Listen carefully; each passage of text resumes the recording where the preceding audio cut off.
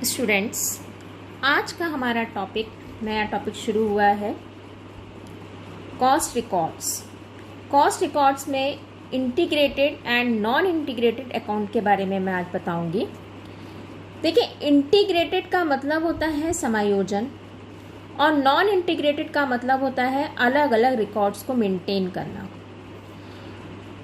अब main accounting की बात करें, हमारे अकाउंटिंग दो प्रकार के होते हैं, non integrated and integrated. Non integrated का मतलब हो गया फाइनेंशियल अकाउंटिंग और दूसरा क्या हो गया, कॉस्ट अकाउंटिंग। और इंटीग्रेटेड का मतलब हो गया दोनों को मिला करके जो अकाउंट बनेगा वो क्या होगा, इंटीग्रेट। यानी कि financial account and cost account को मिला करके हम इंटीग्रेटेड अकाउंट के नाम से जानते हैं।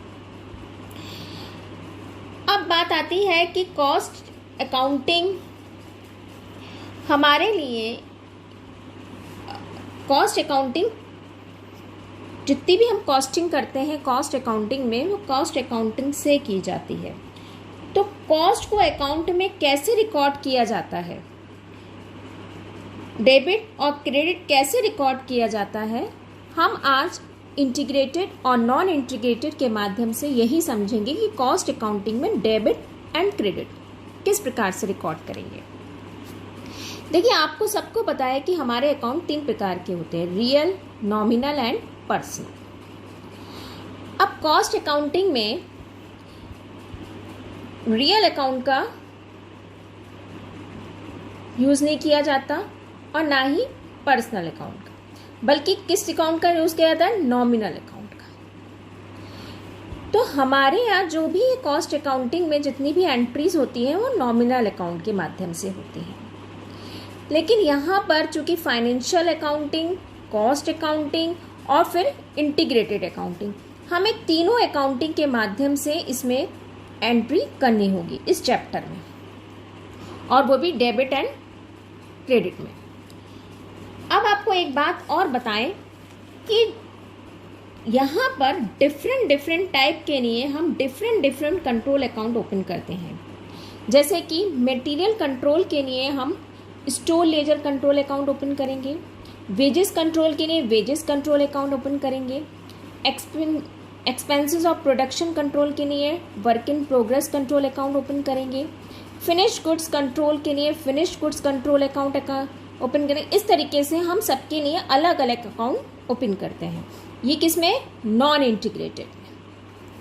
क्लियर। जब भी कॉस्टिंग की बात होगी तो हम नॉन इंटीग्रेटेड की ज़्यादातर बात करेंगे।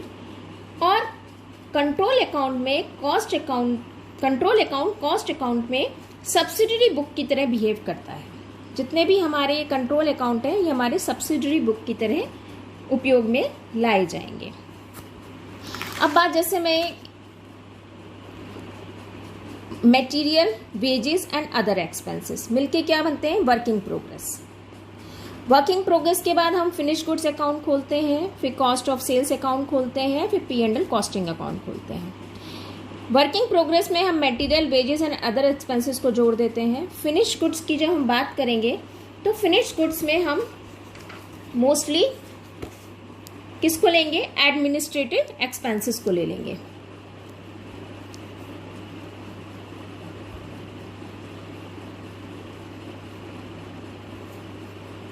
ये फिनिश गुड्स के माध्यम से जुड़ जाएंगे। कॉस्ट ऑफ सेल्स में हम किसको जोड़ेंगे, जितने भी हमारे सेलिंग एक्सपेंसेस होंगे, तो हमारा कॉस्ट ऑफ सेल्स आ जाएगा। P&L कॉस्टिंग में जितने भी हमारी सेल्स के माध्यम से जो भी P&L आएगी हम उसको जोड़ करके P&L अकाउंट में कॉस्टिंग के माध्यम से शो करेंगे। तो इस तरीके से हमारे अकाउंट्स बढ़ते चले जाएंगे। अब एक एग्जाम्पल के माध्यम से मैं नॉन इंटीग्रेटेड का थोड़ा सा एक एग्जाम्पल बता रही हूँ आपको। मटेरियल, माई चांस आपने मटेरियल है, मटेरियल में हमारे पास 4 कंपनियां हैं, ABCD। उन्होंने परचेज किया, A ने 10,000 का, B ने 20,000 का, C ने 30,000 का और D ने 40,000 का। अब हम जब स्टोर लेजर कंट्रोल अकाउंट बनाएंगे तो उसमें परचेज कितने की लिखेंगे, हम अलग अलग ना लिख के उसमें टोटल अमाउंट लिखेंगे, यानी कि 1 लाख रुपीज। ये जितने भी हमारे अकाउंट होते हैं चाइल्ड अकाउंट होते हैं और ये अकाउंट हमारा पेरेंट अकाउंट होता है। अब बात आती है इशू। इशू में अगर हमने ए ने 5,000 रुपये का मटेरियल इशू करा है, बी ने 10,000 का, सी ने 15,000 का और डी ने 20,000 का, तो इशू में कितनी अमाउंट हो जाएगी पेरेंट अकाउंट में?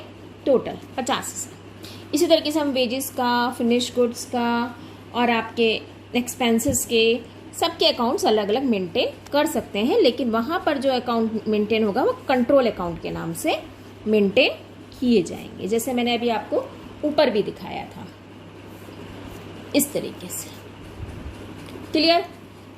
अब हम बात करते हैं, क्लियर होने के बाद अब हम सीधे एंट्रीज पे आ जाते हैं।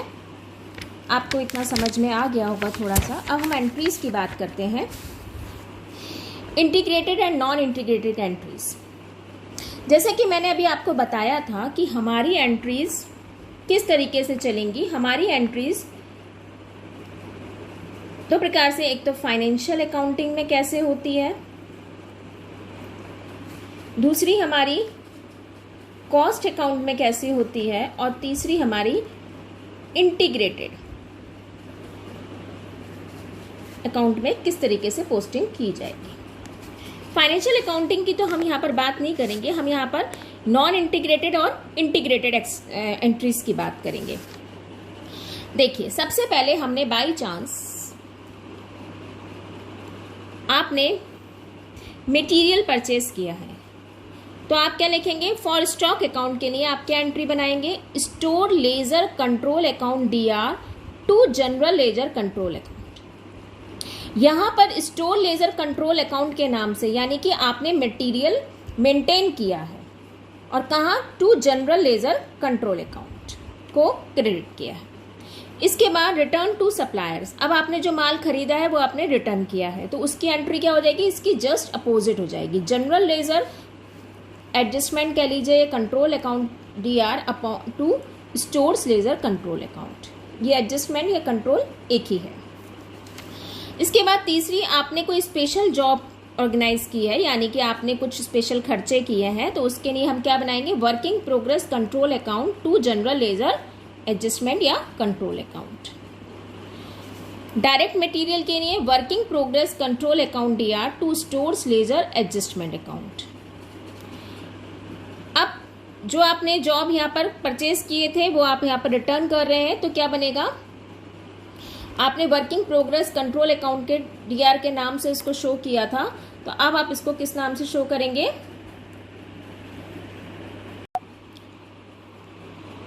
आपने कुछ चीज़ें खरीदी हैं, फिनिश गुड्स, मटेरियल, वेजेस के नाम से, तो वर्किंग प्रोग्रेस कंट्रोल अकाउंट के नाम से आपने इसको शो किया है।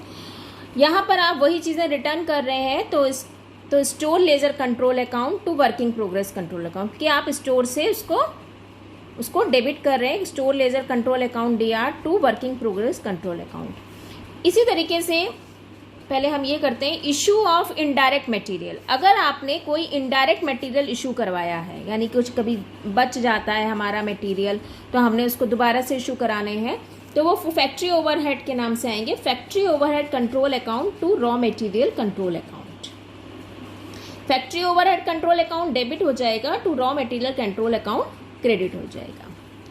फिर इसके बाद transference of material from one job to another, आपको एक कार्य से दूसरे कार्य में मटेरियल को यूज करना है, तो आप क्या एंट्री करेंगे? Transferee job account DR to transfer job account. इस तरीके से हम और भी एंट्रीज करते हैं, लेकिन मैंने आपको कुछ मेन एंट्रीज इसके माध्यम से बताई हैं।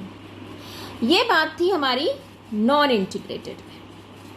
अब बात आती है इंटीग्रेटेड में, हम इन्हीं एंट्रीज को किस तरीके से शो करेंगे। जैसे कि हमारी पहली एंट्री क्या थी? मटेरियल परचेज करने की। हमने वहां पर एंट्री करी थी मटेरियल परचेज करने की, store ledger control account DR to general ledger control account.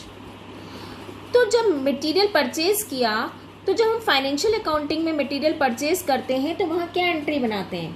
वहां पर हम सिंपल एक एंट्री बनाते हैं, purchase account DR to cash या क्रेडिटर। अब चूंकि इंटीग्रेटेड क्या होती है?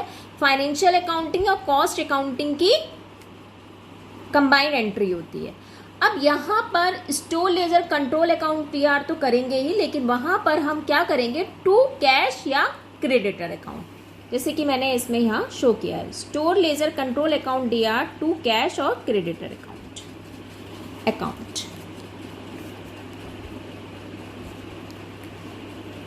अब इसी तरीके से दूसरी एंट्री क्या है हमारी, रिटर्न की, general ledger control account DR to stores ledger control account DR। अब जब हमें इंटीग्रेटेड में ये एंट्री करनी है तो हम क्या करेंगे, जस्ट डिपॉजिट कर देंगे to cash creditor account DR to store ledger control account. दोनों हो गई। अब तीसरी क्या थी हमारी, for special job working progress control account DR to general ledger control account. अब यहां पर इंटीग्रेटेड में क्या हो जाएगी, working progress control account DR to cash creditor account, क्योंकि जनरल लेजर को हम कहां से इंडिकेट कर रहे हैं, कैश और क्रेडिटर अकाउंट से। उसके बाद चौथी एंट्री है हमारी, यहां पर चौथी एंट्री है direct material working progress control account DR to stores ledger control account. तो यहाँ पर एंट्री हमारी हो जाएगी working progress control account DR to store ledger control account, क्योंकि यहाँ पर ये एंट्री सेम ही रहेगी, जनरल लेजर नहीं है ना, स्टोर लेजर है, तो स्टोर लेजर को हम एज इट इज लिखेंगे। इसके बाद आपकी फिफ्थ एंट्री क्या थी हमारी, यहाँ पर देख लेते हैं पहले, return from job to stores. हमने क्या बनाई थी, store ledger control account DR to working progress control account. तो स्टोर लेजर को तो हम चेंज नहीं कर सकते और वर्किंग प्रोग्रेस कंट्रोल को भी चेंज नहीं करेंगे, तो ये एंट्री भी एज इट इज आ जाएगी, store ledger control account DR to working progress control account. अब फिर आती है issue of indirect material, factory overhead control account DR to raw material control. ये इंटीग्रेटेड में थी, ये नॉन इंटीग्रेटेड थे। इंटीग्रेटेड में क्या हो जाएगी, factory overhead control account DR to raw material control account, क्योंकि कंट्रोल अकाउंट की एंट्री तो केवल कॉस्ट अकाउंटिंग में बनेगी, फाइनेंशियल अकाउंटिंग में ये एंट्रीज नहीं बनती हैं। और भी आपकी बुक में कुछ एंट्रीज दी गई हैं, आप उनको भी थोड़ा ध्यान से देख लीजिएगा। मैं इसको आपको एक बार और ओवरलुक कर देती हूँ, जिससे कि आपको थोड़ा सा क्लियर हो जाएगा। ये इस तरीके से बनाई गई हैं।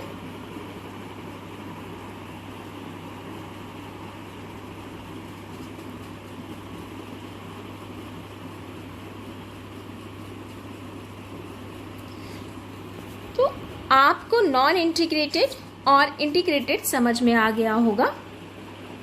अब इसके क्वेश्चंस हम आगे करेंगे।